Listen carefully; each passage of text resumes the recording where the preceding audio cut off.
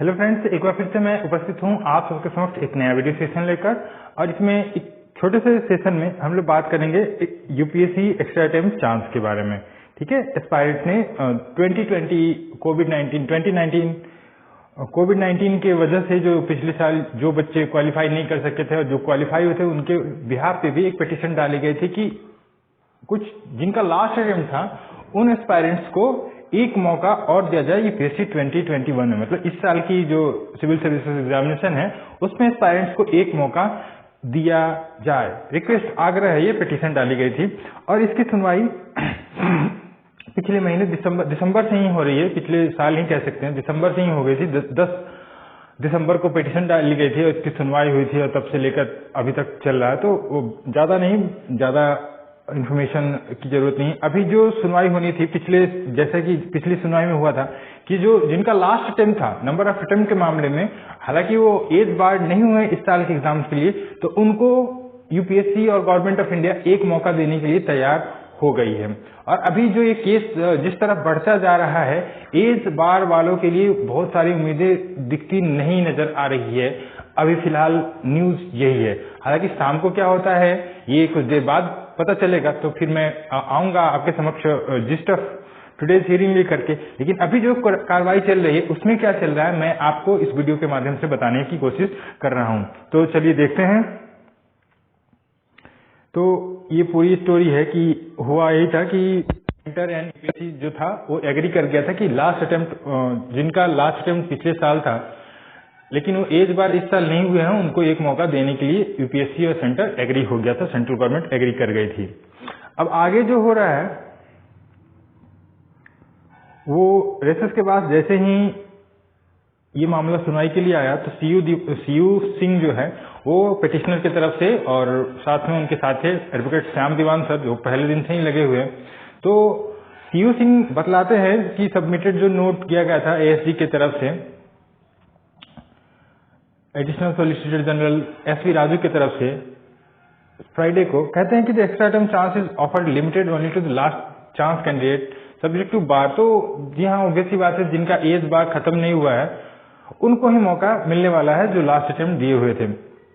लेकिन यहाँ पे डिफिकल्टी एज ऑब्वियसली बात है, यहाँ पे डिफिकल्टी अब एज बार वाले से ही लेकर हो गई है, सीयू सिंह कह रहे हैं। सीयू सिंह के हिसाब से ये डेटा यूपीएससी की तरफ से दिया गया था 2236 कैंडिडेट थे जिनका लास्ट टाइम था और जो अगले साल एज बार की वजह से खूब मतलब इस साल वो अपेयर नहीं हो पाते, एज बार की वजह से नहीं हो पाएंगे।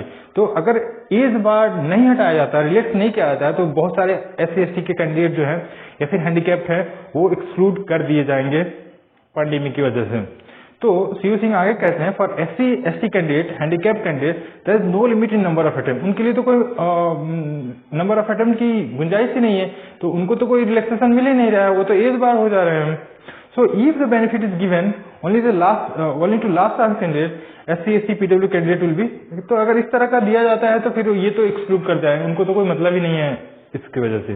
तो यहाँ पे सीयू सिंह कहते हैं it is not a large number around. तो ये कहते हैं कि बहुत ज्यादा नंबर नहीं है, अगर आप चाहें तो दी जा सकती है। जी हाँ, 2300 नंबर बहुत ज्यादा नहीं होती, आप चाहें तो कर सकते हैं। बट यूपीएससी की और बेंच का अलग ही आइडिया है। उन्होंने क्या कहा मैं आपको पढ़ के बताता हूँ। सीयू सिंह कहते हैं that the petitioner are not questioning the union suggestion that this is one time chance. हाँ, ओबियसली एग्री करते हैं कि ये भी वन टाइम चांस है, ये रूल रेगुलेशन नहीं बन जाएगा कि हर बार ऐसा किया जाएगा कि एक चांस एक्स्ट्रा दिया जाए। नहीं, ये बिल्कुल नहीं, वन टाइम है, which is not be treated as a president. ये नियम कानून जैसा नहीं है, नहीं बिल्कुल भी नहीं, सिंपल सी बात है। तो ये भी एग्री करते हैं, जो पिटिशनर्स हैं वो भी एग्री कर रहे हैं कि वन टाइम रिलैक्सेशन है और ज्यादा कुछ नहीं है। आगे वो कहते हैं that whenever such relaxation were granted in past age bar also relax. तो पीछे अगर कभी कुछ ऐसा हुआ है रिलैक्सेशन दिया गया है तो उसमें एज बार को भी ध्यान में रख के दिया गया है। तो सीयू सिंह आगे कहते हैं कि एज बार जो है किसी कारण के वजह से ही दिया जाता है। तो PR नरसिम्हा जो पिटिशनर की तरफ से ही बोल रहे हैं, वो कहते हैं कोविड-19 तो सबको लिए affected chances of many candidates union offer exclude vulnerable section. तो यूनियन का मतलब जो सेंट्रल गवर्नमेंट या फिर यूपीएससी ऑफर कर रही है कि तो वो जो सबसे ज्यादा वल्नरेबल एस्पायरेंट्स है उनको ही दिक्कत से पहुंच सकती है। तो नरसिम्हा आगे कहते हैं if at all anyone requires a condition it is age bar group obvious सी बात है, ये नरसिम्हन सर के हिसाब से जो कोई डिजर्व करता है तो वो बच्चे डिजर्व करते हैं जिन एज बार हो चुके हैं। Denying them opportunity is arbitrary, अगर उनको मौका नहीं दिया जाता है तो ये गलत होगा, आर्बिट्रेरी डिसीजन होगा। तो जस्टिस खानविलकर कहते हैं कि पूछते हैं एक्चुअल में कि कैसे एज बार को रिलैक्स किया जा सकता है। नरसिम्हन कहते हैं सेंटर हैज पावर टू, तो सेंटर के पास, नरसिम्हन सर बताते हैं कि सेंटर के पास पावर है एज बार को रिलैक्स करने का। If the government is exercising a description it should go to the benefit the most vulnerable people here. बतलाते हैं कि अगर ऐसा कर ही रही है सरकार, किसी को अपना डिस्क्रिप्शन यूज कर ही रही है, एक्सरसाइज कर ही रही है, तो सबसे वल्नरेबल जो सेक्शन है उसको मिलना चाहिए फायदा। I mean really COVID-19 has affected many candidates. This is a life aspiration for many. Narasimhan sir इसमें ऐड करते हैं, बहुत थ्रेटनिंग था, बहुत मुश्किल था, तो उनको ऐड कर रहे हैं, जिसका लास्ट अटेम्प्ट था और जो एज बार हो चुके हैं उनको भी उनको ही मिलना चाहिए था। फिर आगे सीयू सिंह कहते हैं कि किया गया था 2014 में, 2015 में, 2011 में जिन्होंने दिया था उनको 4 इयर्स का रिलैक्सेशन दिया गया था। तो खानविलकर साहब कहते हैं what is the age bar, age bar क्या है? तो उन्होंने बताया गया कि नरसिम्हन फॉर जनरल 32। अब यहीं पे मामला आके फंस गया। 32 जब इन्होंने बताया, यहीं से खानविलकर सर डिनाई कर गए।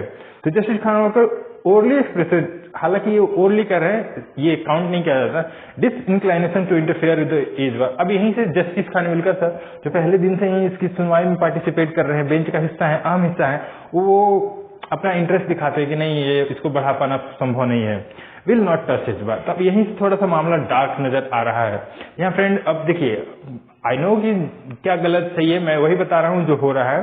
तो नहीं, बहुत सारे बच्चे होते हैं डिसलाइक कर देते हैं, नहीं सर आप डिसलाइक कीजिएगा तो भी मैं वही बताऊंगा जो हो रहा है। ऑफ कोर्स मौका मिलना चाहिए, बट यहाँ पे जो हो रहा है वो भी बताना इम्पोर्टेंट है।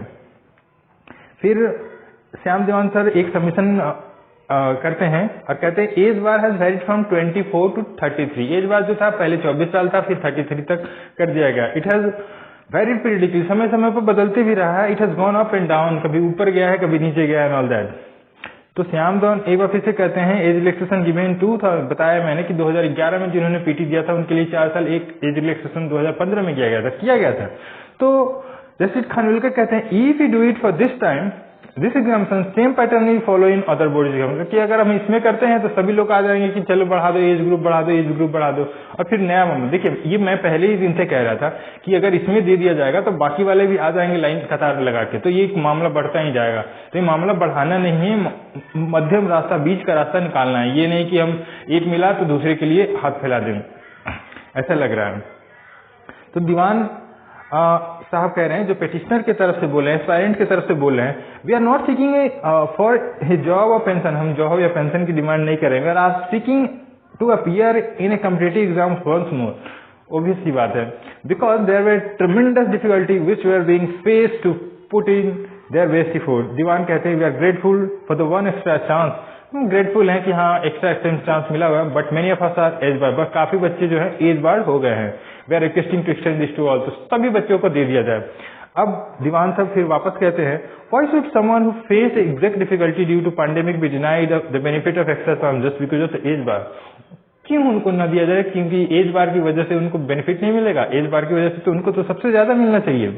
दीवान सर आगे कहते हैं many UPSC candidates were front line warriors against कोविड-19 बीइंग डॉक्टर, नर्स एटसेट्रा। ये कहानी पहले दिन से सुनाई आ रही है, पर ओब्वियसली यूपीएससी और जज बेंच का डिसीजन देखने वाला होता है। Diwan refers to the earlier order, पीछे जो कहा था कि एक्सप्लोरिंग द पॉसिबिलिटी, ऐसा बोला गया था कि ऐसी कोई पॉसिबिलिटी निकाल के सामने लाइए जिससे कि corresponding extension of age limit किया जा सके और एक्स्ट्रा चांस दिया जाएगा। इंटरट्विन, दोनों ही इंटरट्विन एक दूसरे से मिले हुए हैं। Diwan said that in 2015 the age bar was 34. This year if relaxation given, this will be they will be giving exam at 33. अगर इस साल 2015 में 34 था, अगर इस साल रिलैक्सेशन दे दिया जाता है तो 33 होता है। दीवान सर कहते हैं there was never uniform age policy, अभी कैसा कभी भी एक समान यूनिफॉर्म एज पॉलिसी नहीं रही है। फिर दीवान सर आगे कहते हैं every time they increase the number of term they have given age relaxation, अगर पहले कभी अगर ऐसा हुआ नंबर ऑफ अटेम्प्ट्स बढ़े हुए हैं तो एज रिलैक्सेशन भी दिया गया है। दीवान सर कहते हैं I fully recognise this is a matter of policy but when we give an extra chance we can not exclude someone who is hit by the age bar. Obvious सी बात है कि अगर सबको नुकसान हुआ है तो किसी को एक्सक्लूड नहीं कर सकती है दीवान सर का मानना, खास करके वो बच्चे जो एज बार की वजह से सबसे ज्यादा नुकसान झेल रहे हैं। Diwan says that this last chance candidate should be treated as a homogeneous class, एक अलग ही तरह का क्लास, होमोजेनियस क्लास, सबको समान रूप से इनको ट्रीट किया जाना चाहिए, एज बार इसमें नहीं आना चाहिए। दीवान सर आगे कहते हैं syllabus of the exam requires intensive preparation, access to coaching classes, material etcetera, public exams seek to remove inequities. तो ये जो असमानता है समाज में उसको हटाने का काम पब्लिक एग्जामिनेशन करती है। दीवान साहब आगे कहते हैं, Diwan refers to argument in pleading regarding the impact of the lockdown in the preparation. तो भी सी बात है, लॉकडाउन की वजह से कोचिंग इंस्टीट्यूशन और बहुत सारे मटेरियल पब्लिश अपने इवन 100 से बनते तो आदमी जाएगा कहाँ, कहाँ मिलेगा अवेलेबल, तो सब कुछ इवन कोचिंग बनते तो वो कहाँ मटेरियल बनाते और प्रिपेयर करते, तो ओब्वियसली डिले हुआ था। बट उसके बावजूद भी बहुत सारे लोग घरों से निकलने में हेजिटेशन था उनके मन में। तो ओब्वियसली अब हर किसी के घर तो लैपटॉप नहीं है ना, हर किसी के पास तो इलेक्ट्रॉनिक गैजेट नहीं है ना, हर कोई इतने प्रिंटर लेकर तो नहीं बैठा है ना, तो ये एक आ सकता है। तो यहाँ से हालांकि तो फ्रेंड्स अभी सुनवाई अच्छी चल रही है, पर जो कोर्ट का डिसइंक्लाइनेशन है एज बार को गवर्नमेंट को रिक्वेस्ट करने को बोलने के लिए, बेंच अगर ऐसा करती है तो अच्छा है, पर जहां तक अभी सुनवाई से लग रहा है चांसेस 50-50 तक आ गए हैं। हालांकि उनको भी मिल जाए मौका तो काफी अच्छी न्यूज होगी, क्योंकि यहाँ जो दीवान सर कह रहे हैं कि सभी को एक समान ग्रुप माना जाए, लास्ट अटेम्प्ट वाले को क्या हो जाएगा, बहुत बड़ा आसमान नहीं टूट पड़ेगा। अगर एक साल के लिए कुछ बच्चों को, सिर्फ 2300 बच्चों को 32 के बजाय 33 कर दिया जाए तब उनका एज लिमिट, तो कोई बहुत बड़ा आसमान पहाड़ नहीं टूट पड़ेगा। तो यहाँ पे फिलहाल आर्गुमेंट रख रहे हैं जो पिटिशनर्स हैं अपना। फ्रेंड्स मैं थोड़ी देर में फिर उपस्थित होता हूँ आप सबके सामने जिस्ट ऑफ टुडेज हियरिंग लेकर के, जिसमें लगता है कि आज कुछ डिसीजन आ जाएगा, बिकॉज ये हियरिंग इतनी देर तक चल रही है और हियरिंग नहीं चल रही है। जो 10 तारीख है ना वो इम्पोर्टेंट है, क्योंकि अगर वहां डिले होता है तो फिर इस साल का पीटी भी डिले होने के चांसेस हो जाएंगे, क्योंकि ये केस कब तक रिजॉल्व होगा ये कोई नहीं जानता। तो जब तक रिजॉल्व नहीं होगा तब तक ऐसा कोर्ट ने बोला हुआ, बेंच ने बोला हुआ है कि तब तक नोटिफिकेशन यूपीएससी नहीं इशू करेगी। तो देखते हैं आज क्या निकल के आता है सामने। थोड़ी देर के बाद में एक बार फिर से उपस्थित होता हूं आपको जिस्ट ऑफ द डे ले करके। Thank you so much for watching this video session. All the very best you all.